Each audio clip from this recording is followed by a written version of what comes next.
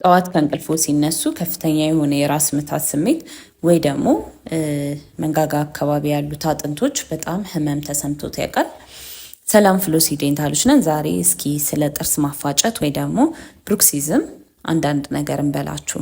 ብሩክሲዝም አብዛኛውን ጊዜ የሚፈጠረው ተኝተን በእንቅልፍ ልባችን ጥርሳችንን ያለመጠን ማጋጨትና ማፋጨት ሲሆን ያ ደግሞ በአካባቢው ላይ ያሉት መስሎች ላይ ከፍተኛ የሆነ ቴንሽን እንዲፈጠር፣ እንዲዳከሙ፣ አላግባብ ስራ እንዲበዛባቸው ያደርጋል ማለት ነው። ያ የህመም ስሜቶችን ይፈጥራል። በምንድን ነው የምናውቀው ብሩክሲዝም እንዳለብን በምንድን ነው ማወቅ የሚቻለው የሚባለው?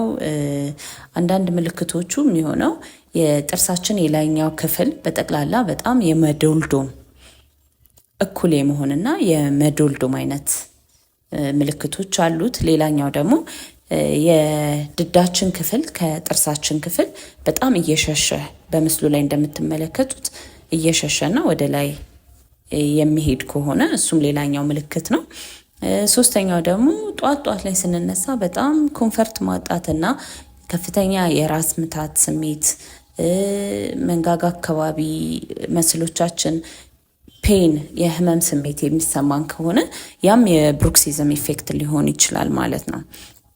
ብሩክሲዝምን አብዛኛውን ጊዜ ትሪት የሚደረገው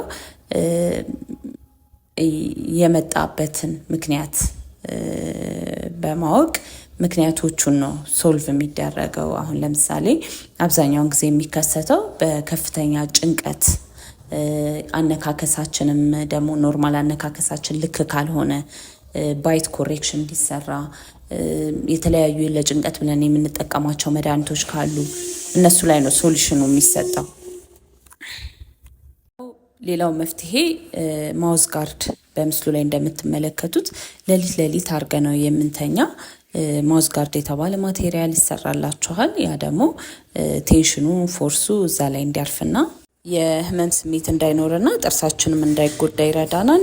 ተጨማሪ ጥያቄ ካለ ኮመንት ሴክሽኑ ላይ ማስቀመጥ ይቻላል። ፍሎሲ ዴንታሎች ነን።